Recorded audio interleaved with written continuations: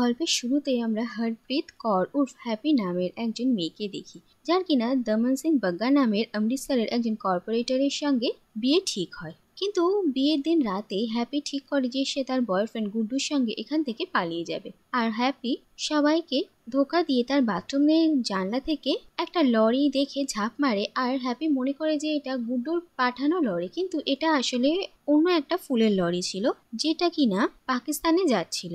আর happy সেটা জানতো না, সে সেই লরি করে পাকিস্তানে পৌঁছে যায়।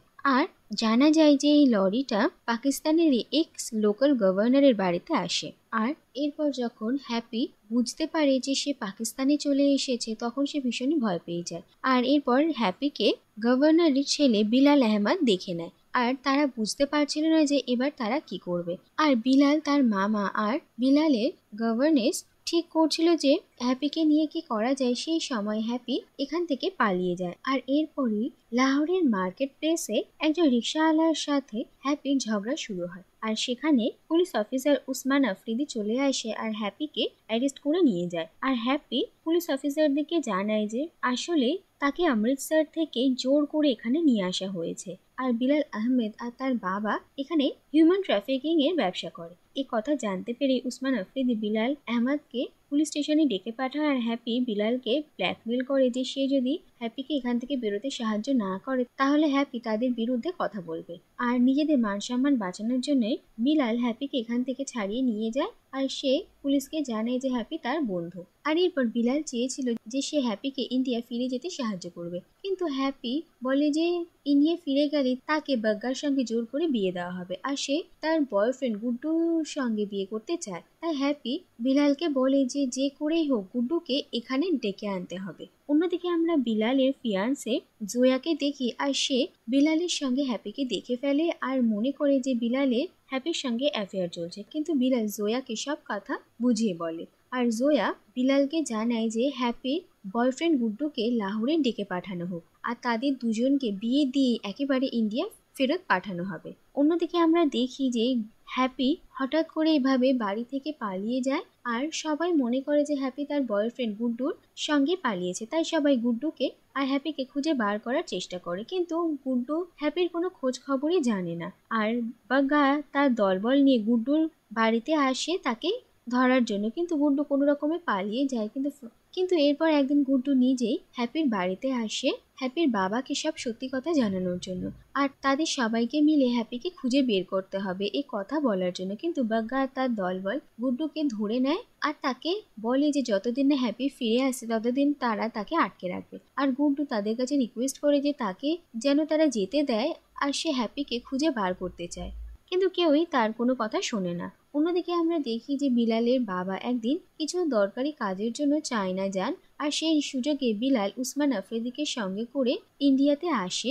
আর তারা পাকিস্তানের একটা মিউজিক কোম্পানির মেম্বার হিসেবে বাগ্গার কাছে পরিচয় দেয়।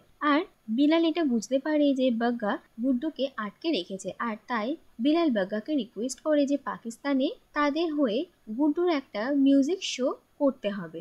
আর তারা বাগ্গাকে কনভিন্স করার অনেক চেষ্টা করে। ফাইনালি বাগ্গা গুড্ডুকে তাদের সঙ্গে যেতে দিতে রাজি হয়। অন্যদিকে বিলাল আর উসমান আফ্রিদি সুযোগ বুঝে গুড্ডুকে হ্যাপির কথা সব জানায়। আর গুড্ডু এদের সঙ্গে যেতে পারবে শুনে খুব খুশি হয়। এরপর ফাইনালি গুড্ডু তার সমস্ত কাগজপত্র বানিয়ে লাহোরের উদ্দেশ্যে বেরিয়ে পড়ে। কিন্তু তার এখান থেকে চলে যাওয়ার পরই বাগ্গা তাদের আসল উদ্দেশ্যটা জানতে পারে, আর সে ভীষণই রেগে যায়। আর এরপর দেখা যায় যে লাহোরে বাগ্গার কিছু চেনা জানা মানুষ ছিল, আর বাগ্গা তাদেরকে হ্যাপিকে কিডন্যাপ করতে বলে। অন্যদিকে আমরা দেখি যে বিলাল ধীরে ধীরে হ্যাপিকে পছন্দ করতে শুরু করে।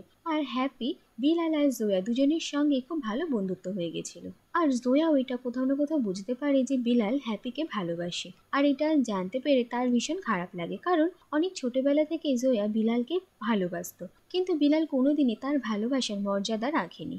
এরপর একদিন হ্যাপিকে বাগ্গার লোকেরা কিডন্যাপ করে নিয়ে আসে। আর হ্যাপি বুঝতে পারে না যে এসব কি হচ্ছে। অন্যদিকে বাগ্গা হ্যাপির বাবাকে সব কথা জানায়, আর হ্যাপির বাবাকে সঙ্গে করে বাগ্গা লাহোরে আসে। কিন্তু লাহোরে আসার পরে উসমান আফ্রিদি বাগ্গাকে কিছু ফলস চার্জের জন্য অ্যারেস্ট করে নেয়। আর অন্যদিকে সুযোগ বুঝে হ্যাপির বাবা সেখান থেকে পালিয়ে যায়, আর তিনি নিজে একাই হ্যাপিকে খোঁজার চেষ্টা করেন।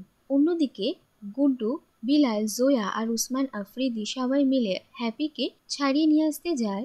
আর এতদিন পর হ্যাপি আর গুড্ডু একে অপরকে দেখে ভীষণই খুশি হয়। আর বিলাল তাদেরকে একসঙ্গে দেখে এটা রিয়েলাইজ করে যে হ্যাপি কোনোদিনও তার হতে পারবে না। আর এরপর দেখা যায় যে বাগ্গার গুন্ডারা পুলিশ স্টেশনে গিয়ে বাগ্গাকে ছাড়িয়ে নিয়ে আসে। আর তারা ফিরে এসে দেখে যে হ্যাপি এখান থেকে পালিয়ে গেছে। আর বাগ্গা এটা দেখে ভীষণই রেগে যায়। অন্যদিকে হ্যাপির বাবা হ্যাপির খোঁজ খবর করছিলেন, কিন্তু কিছু পুলিশ অফিসারদের তার উপর সন্দেহ হয়। আর তারা ভাবেন যে এই লোকটা বিলাল আহমেদের বাবাকে মারার জন্য এখানে এসেছে। আর তারা সবাই এই লোকটাকে অ্যারেস্ট করার জন্য তার পিছনে পড়ে যায়। অন্যদিকে আমরা দেখি যে বিলাল আর জোয়ার মধ্যে যে দূরত্বটা ছিল সেটা ধীরে ধীরে কম হওয়া শুরু করে। আর তারা তাদের সম্পর্কটাকে একটা নতুন সুযোগ দেওয়ার কথা ভাবে। আর অন্যদিকে হ্যাপি আর গুড্ডু একে অপরের সঙ্গে ভীষণ খুশি ছিল। এরপর বিলাল আর জোয়া ঠিক করে যে তারা বিলাল আহমেদদেরই আয়োজন করা একটা মাস ওয়েডিং এ হ্যাপি আর গুড্ডুর বিয়ে দেবে। আর তারপরই তাদেরকে এখান থেকে ইন্ডিয়া পাঠিয়ে দেওয়া হবে।